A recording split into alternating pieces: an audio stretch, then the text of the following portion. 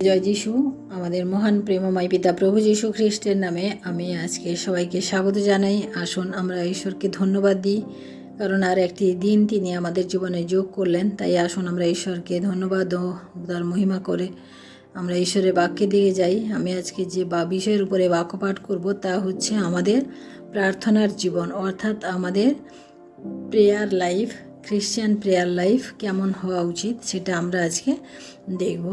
আমি প্রথমত দেখি যে আমাদের প্রার্থনার জীবন আমরা 3 প্রকার দেখি। এক হচ্ছে ব্যক্তিগত প্রার্থনা বা ইন্ডিভিজুয়াল প্রেয়ার, দ্বিতীয়ত হচ্ছে পারিবারিক প্রার্থনা অথবা ফ্যামিলি প্রেয়ার, তৃতীয়ত হচ্ছে কংগ্রিগেশন প্রার্থনা অথবা মণ্ডলীগত প্রার্থনা। অর্থাৎ আমাদের এই 3 প্রকার প্রার্থনা একজন খ্রিস্টীয় জীবনে অনেক মূল্যবান। তাই আসুন আমরা দেখি যে ব্যক্তিগত প্রার্থনা সেই বিষয়ে আমি ঈশ্বরের বাক্য থেকে পাঠ করি। আমি এখানে দেখি যে কলসীয় তার 4 অধ্যায় 2 পদ আমি পাঠ করি। তোমরা প্রার্থনায় নিবিষ্ট থাকো, ধন্যবাদ সহকারে এ বিষয়ে জাগিয়া থাকো। অর্থাৎ সাধু পৌল এখানে বলছেন যে তোমরা প্রার্থনায় নিবিষ্ট থাকো এবং ধন্যবাদ সহকারে এ বিষয়ে জাগিয়া থাকো। অর্থাৎ আমাদের প্রার্থনা ধন্যবাদ সহকারে ঈশ্বরের সাথে আমাদেরকে জেগে থাকার কথা বলা হচ্ছে। এখানে আমরা কেন প্রার্থনা করব, অর্থাৎ আমাদের প্রার্থনা করার একটাই উদ্দেশ্য যে আমাদের ঈশ্বরের সহিত একটা আমাদের সম্পর্ক স্থাপন করা, ঈশ্বরকে আমাদের জানা এবং ঈশ্বরের সহিত আমাদের জীবনযাপন করা। কারণ আমরা খ্রিস্টীয় সন্তান হিসেবে আমাদের এটা করা খুবই আবশ্যক। আমরা মার্ক লিখিত সুসমাচার তার 1 অধ্যায় 35 পদ আমি আপনার সামনে পাঠ করছি। মার্ক লিখিত সুসমাচার 1 অধ্যায় 35 পদ। এখানে ঈশ্বরের বাক্য বলে, আর পরে অতি প্রত্যুষে রাত্রি পোহাইবার অনেকক্ষণ পূর্বে তিনি উঠিয়া বাহিরে গেলেন এবং নির্জন স্থানে গিয়া তথায় প্রার্থনা করিলেন। এখানে প্রভু যিশু সম্পর্কে এখানে কথা বলা হয়েছে। অর্থাৎ প্রভু যিশু যে প্রার্থনা করতেন তার সম্পূর্ণ ব্যক্তিগত প্রার্থনা তিনি কিন্তু কীভাবে করতেন, তিনি নির্জন স্থানে যেতেন এবং তিনি প্রার্থনা করতেন। এবং এটা কখন করতেন, যে একেবারে সকাল সকাল মানে রাত পোহাইবার আগে, মানে ভোর থাকতে, যখন কেউ কোথাও ওঠেনি। কারণ প্রার্থনা হচ্ছে এমন একটা জিনিস যেটা আমাদের ঈশ্বরের সাথে কথোপকথন। সেখানে কিন্তু আমাদের অনেক চিৎকার চেঁচামেচি, অনেক রকমের আওয়াজ, এগুলো কিন্তু এগুলো থেকে আমাদেরকে দূরে থাকতে হবে।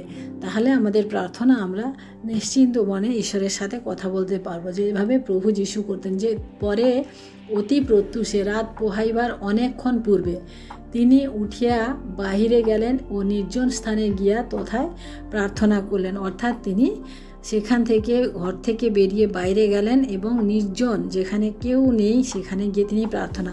ঘরে কেন তিনি প্রার্থনা করলেন না? কারণ প্রার্থনা আমাদের এমন একটা জিনিস যে আমরা হয়তো অনেক সময় আমরা আওয়াজ করে প্রার্থনা করি বা আমাদের মনে মনে প্রার্থনা করি। আমাদের ঘরের মানুষেরও অনেক সময় ডিস্টার্ব হয়, তারা উঠে পড়ে হয়তো আবার আমাদের সমস্যার সৃষ্টি হয়। তার জন্য তিনি সেখান থেকে বেরিয়ে গিয়ে তিনি বাইরে গেলেন এবং গিয়ে সেখানে প্রার্থনা করলেন। আমাদের প্রার্থনা হচ্ছে এমন একটা জিনিস যেখানে আমাদের ঈশ্বর আমাদিগকে যেভাবে প্রার্থনা করতে বলেছেন আমাদের সেইভাবে আমাদের প্রার্থনা করতে হবে। লূক লিখিত সুসমাচার তার 6 অধ্যায় আমরা 12 পদ পাঠ করি। এখানে ঈশ্বরের বাক্য বলে যে সেই সময়ে তিনি একদা প্রার্থনা করণার্থে বাহির হইয়া পর্বতে গেলেন আর ঈশ্বরের নিকটে প্রার্থনা করিতে করিতে সমস্ত রাত্রি যাপন করলেন। এখানে আমরা প্রভু যিশুর প্রার্থনা সম্বন্ধে আমরা দেখছি যে প্রভু যিশু প্রার্থনা যখন করতেন, কখন রাত শেষ হয়ে যেত প্রার্থনা করতে করতে সেটাও তার খেয়াল ছিল না। আমরা এখানে লূক লিখিত সুসমাচার 6 অধ্যায় যখন 12 পদে দেখি যে তিনি সেই সময় তিনি একদা প্রার্থনা করণার্থে পর্বতের উপরে গেলেন, বাহির হইয়া পর্বতে গেলেন সেখানে আর ঈশ্বরের নিকটে প্রার্থনা করিতে করিতে সমস্ত রাত্রি তিনি যাপন করলেন। অর্থাৎ তিনি সমস্ত রাত্রি ঈশ্বরকে ধন্যবাদ দিতেন এবং প্রার্থনা করতেন। আমরা দাউদের জীবনে দেখি, দাউদও দিনে 7 বার তিনি প্রার্থনা করতেন। তিনি তার সমস্ত কথা, তিনি তার জীবনের প্রত্যেকটি বিষয়কে তিনি ঈশ্বরের সামনে তুলে ধরতেন এবং তিনি প্রার্থনা করতেন এবং তিনি 7 বার দিনে প্রার্থনা করতেন। আমরা দানিয়েলকে দেখি, তিনি 3 বার তিনি দিনে প্রার্থনা করতেন। তিনি সকাল, দুপুর এবং সন্ধ্যা তিনি 3 বার ঈশ্বরের কাছে প্রার্থনা করতেন। অর্থাৎ প্রার্থনা হচ্ছে এমন একটা জিনিস যেটাতে আমাদের ঈশ্বরের সাথে আমাদের সম্পর্ককে গভীর করে এবং আমাদের এই প্রার্থনার লাইফে আমাদের শুধু প্রার্থনা করলে হবে না, আমাদেরকে তার সাথে ঈশ্বরের বাক্যকে আমাদেরকে অধ্যয়ন করতে হবে। তাহলে আমরা ঈশ্বরের বাক্য যদি অধ্যয়ন করি তাহলে আমরা ঈশ্বরের বাক্যকে সামনে রেখে ঈশ্বরের বাক্যের ভিত্তিতে আমরা প্রার্থনা করতে পারবো। অর্থাৎ আমাদের যে ইন্ডিভিজুয়াল বা ব্যক্তিগত যে প্রার্থনা হবে সেটাতে আমাদের সম্পূর্ণরূপে ঈশ্বরের সান্নিধ্যে একেবারে নিজেকে সমর্পণ করে আমাদেরকে প্রার্থনা করতে হবে। আমাদের দ্বার রুদ্ধ করে আমাদের প্রার্থনা করার কথা বলা হয়েছে না? অনেক সময় আমাদের অনেক ডিস্টার্ব হয়, এ ঢুকে যায়, এ আসে, তার জন্য আমাদেরকে দ্বার রুদ্ধ করেও আমাদেরকে ঈশ্বরের সাথে প্রার্থনা করতে হয়। কারণ ঈশ্বর চান একান্তভাবে এই সময়টা তিনি আমাদের জীবন থেকে চান, যাতে আমরা ঈশ্বরের সাথে আমাদের জীবনের সমস্ত কথা, সমস্ত কিছু আমরা সহভাগিতা আমরা করতে পারি। আমরা দ্বিতীয়ত দেখি যে ফ্যামিলি প্রার্থনা অর্থাৎ পারিবারিক প্রার্থনা। আমরা ইয়োবের পুস্তকে দেখি, ইয়োব কিন্তু পারিবারিক প্রার্থনাতে ইয়োবের বিবরণ থেকে আমরা দেখি তার 1 অধ্যায়, আমি 5 পদ পাঠ করি। এখানে ঈশ্বরের বাক্য বলে, পরে তাহাদের ভোজনের দিন পর্যায় গত হইলে ইয়োব তাহাদিগকে আনাইয়া পবিত্র করিতেন, আর প্রত্যুষে উঠিয়া তাহাদের সকলের সংখ্যানুসারে হোম করিতেন। তখন ইয়োব বলিতেন, কি জানি আমার পুত্রগণ পাপ করিয়া মনে মনে ঈশ্বরকে জলাঞ্জলি দিয়াছে। ইয়োব সতত এইরূপ করতেন। অর্থাৎ আমরা ফ্যামিলি প্রার্থনা দেখি যে আমাদের পরিবার, আজকে আমরা যিশুতে আমাদের নিজেদের জীবনকে আমরা সমর্পণ করেছি, কিন্তু আমাদের পরিবার কি করছে সেটা আমাদেরও জানা উচিত। আমাদের পরিবারে আমাদের সন্তানরা, আমাদের স্বামী স্ত্রী, আমরা কিভাবে প্রার্থনা করছি এটা আমাদের জানা উচিত। কিন্তু ঈশ্বরের বাক্য বলে যে আমাদের পারিবারিক প্রার্থনা অর্থাৎ আমরা পরিবার মিলে একসাথে বসে আমাদের ঈশ্বরের আরাধনা করা উচিত। যেটা আমরা ইয়োবের বাক্য থেকে পড়লাম যে ইয়োব তিনিও অতি প্রত্যুষে উঠে একেবারে সকাল সকাল উঠে তিনি তাদের প্রত্যেকের জন্য আলাদা আলাদা করে নাম ধরে ধরে তিনি প্রার্থনা করতেন, নাম ধরে ধরে ঈশ্বরের কাছে তিনি উৎসর্গ করতেন। কি জানি তার সন্তানরা নিজেদের জীবনযাপন করতে গিয়ে কোনো পাপ করেছে কিনা, তাই তিনি সেইভাবে প্রার্থনা করতেন। তাই প্রিয় ভাই বোনেরা, আমরাও যারা যিশুতে আমরা বিশ্বাস করি, যারা যিশুতে আমাদের জীবনকে আমরা সমর্পণ করেছি, আমরা আমাদের পরিবারকেও আমাদের রক্ষা করতে হবে, নিজেদের সাথেও আমাদের পরিবারকে রক্ষা করতে হবে, পরিবারের অভ্যাসকে বাড়াতে হবে। কারণ আমাদের সন্তানেরা অনেক সময় তারা প্রার্থনা করতে বসতে চায় না, তারা বাইবেল পাঠ করতে বসতে না। কিন্তু প্রিয় ভাই বোনেরা, আমরা পিতামাতা হিসাবে আমাদের উচিত যে সন্তানদেরকে নিয়ে কাছে বসিয়ে তাদেরকে সেই মতো অভ্যাস করা উচিত, যাতে তারা প্রতিনিয়ত সেই প্রার্থনার অভ্যাসটাকে মেনটেন করে চলে। কারণ এই ছোটোবেলার অভ্যাস, তাদের যদি ছোটোবেলায় আমরা কোনো অভ্যাস তাদের মধ্যে গড়ে দিতে পারি, তাহলে তারা বৃদ্ধ বয়স পর্যন্ত সেই অভ্যাস তারা মেনে চলবে। আমরা তাই দেখি যে ইয়োব যেভাবে প্রার্থনা করতেন তার পরিবারের জন্য, কারণ তিনি পরিবারকে ভালোবাসতেন এবং পরিবারের সবার সুরক্ষা তিনি কামনা করতেন ঈশ্বরের কাছ থেকে। তার জন্য তিনি প্রত্যেকের জীবনে আলাদা আলাদা নাম ধরে আলাদা আলাদাভাবে তিনি ঈশ্বরের কাছে যজ্ঞ উৎসর্গ করতেন। তাই আমরাও আজকে আমাদের পরিবারের জন্য আসুন আমরা প্রার্থনা করব, আমাদের পরিবারকে আমরা সুরক্ষা করব ঈশ্বরের কাছে এবং ঈশ্বরের বাক্যের দ্বারা আমাদের পরিবারকে আমরা এগিয়ে নিয়ে যাব। তাই আসুন আমরা তৃতীয়ত দেখি যে মণ্ডলীগত প্রার্থনা। আমরা ইসরা তার 10 অধ্যায় 1 পদ আমি পাঠ করি আপনাদের জন্য। ইসরা তার 10 অধ্যায় 1 পদ। এখানে ঈশ্বরের বাক্য বলে, ঈশ্বরের গৃহের সম্মুখে এসরার এইরূপ প্রার্থনা, পাপ স্বীকার, রোদন ও প্রণিপাত করিবার সময়ে ইসরায়েল হইতে আবাল বৃদ্ধ বনিতা অতি বৃহৎ সমাজ তাহার নিকটে একত্র হইয়াছিল। বস্তুত লোকেরা অতিশয় রোদন করিতেছিল।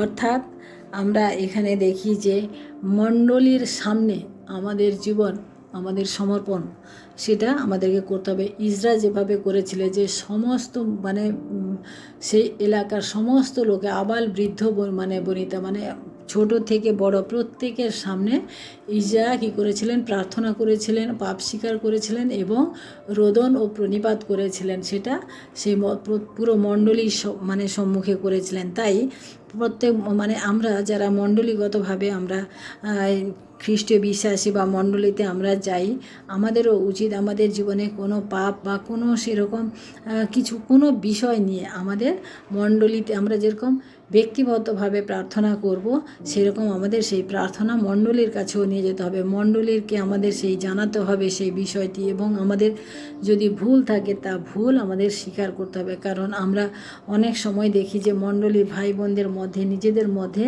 মনোমালিন্য লেগেই থাকে। সেই মনোমালিন্য থেকে আমরা অনেকে চার্চে আসা বন্ধ করি, অনেকে আমাদের অনেক কিছু খারাপ করে বসি। কিন্তু প্রিয় ভাই বোনেরা, আমাদের কিন্তু উচিত যে মণ্ডলীর সম্মুখে আমাদের অপরাধ সকল স্বীকার করা, আমাদের ক্ষমা চাওয়া, এই সমস্ত কিছু আমাদের মণ্ডলীর সামনে করা উচিত। কারণ ইসরা যেভাবে করেছিলেন, তিনি পাপ স্বীকার করেছিলেন, প্রার্থনা করেছিলেন এবং রোদন করেছিলেন এবং ঈশ্বরকে তিনি প্রণিপাত করেছিলেন। আমরাও সেইভাবে যেন করতে পারি। আমরা নেহেমিয়ার পুস্তকে তার 9 অধ্যায় আমি 2 পদ পাঠ করি আপনাদের জন্য। এখানে নেহেমিয়া কি বলে দেখি আমরা। আর ইসরায়েল বংশ সমস্ত বিজাতীয় লোক হইতে আপনাদিগকে পৃথক করিল এবং দাঁড়াইয়া আপনাদের পাপ ও আপনাদের পিতৃপুরুষদের অপরাধ স্বীকার করিল। অর্থাৎ এখানে আমরা দেখি ইসরায়েল বংশ সমস্ত বিজাতীয় লোক আপনা হইতে পৃথক, অর্থাৎ ইসরায়েলরা সমস্ত বিজাতির লোক থেকে নিজেদেরকে পৃথক করলো এবং সময়ের সামনে দাঁড়িয়ে তারা নিজেদের অপরাধ সকল সেগুলো তারা কী বলো ঈশ্বরের কাছে স্বীকার করলো।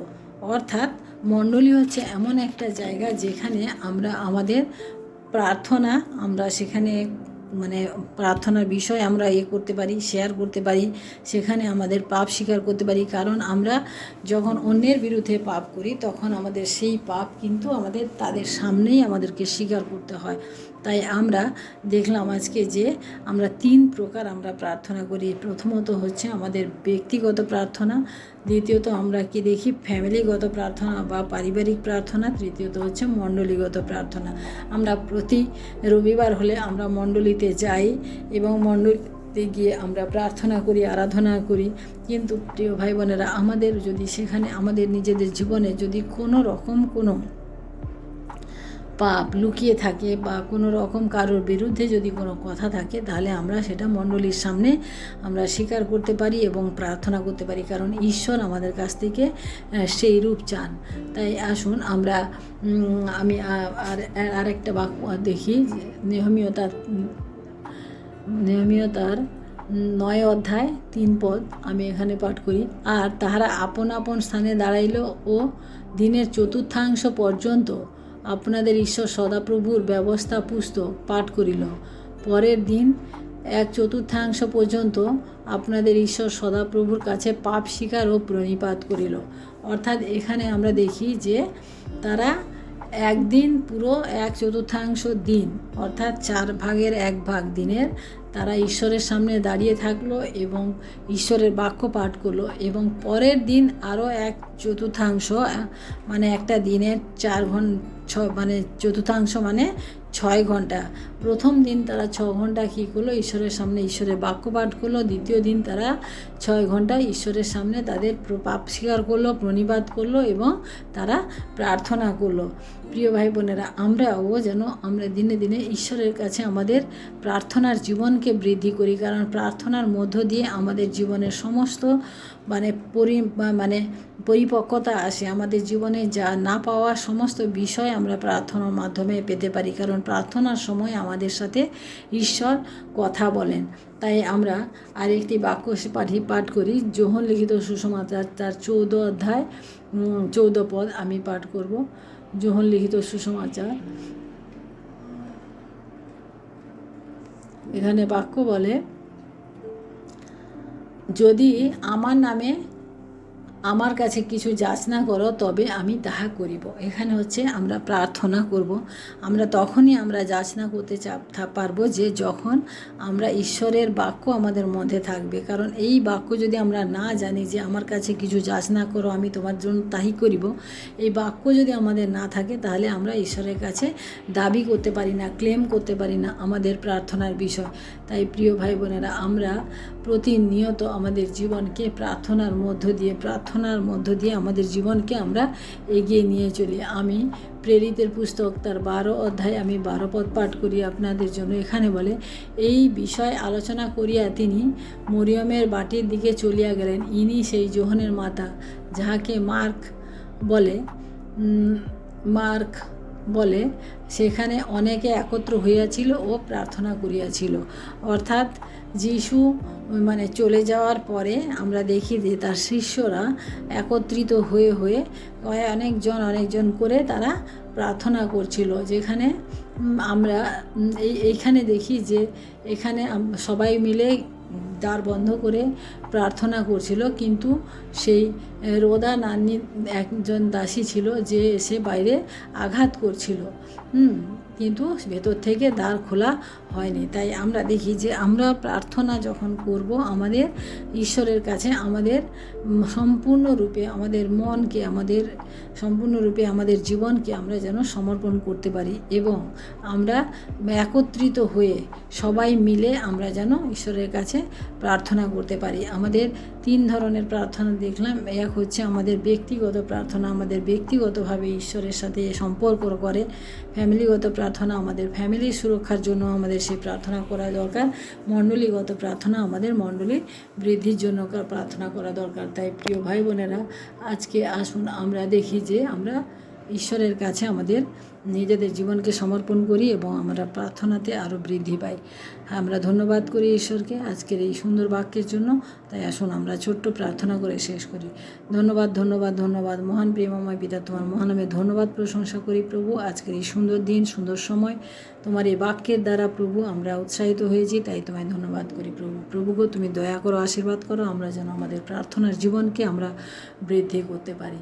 সমস্ত মহিমা গৌরব প্রশংসা তোমাকে দিই। সারাদিনের ভাত তোমার হাতে রাখি, এই বিনতি প্রার্থনা চাই আমাদের মুক্তিদাতা ত্রাণকর্তা প্রভু যীশু খ্রিস্ট তোমারই নামে, আমেন। সবাইকে জয় যীশু। ঈশ্বর আপনাদের প্রত্যেককে আশীর্বাদ করুন। জয় যীশু।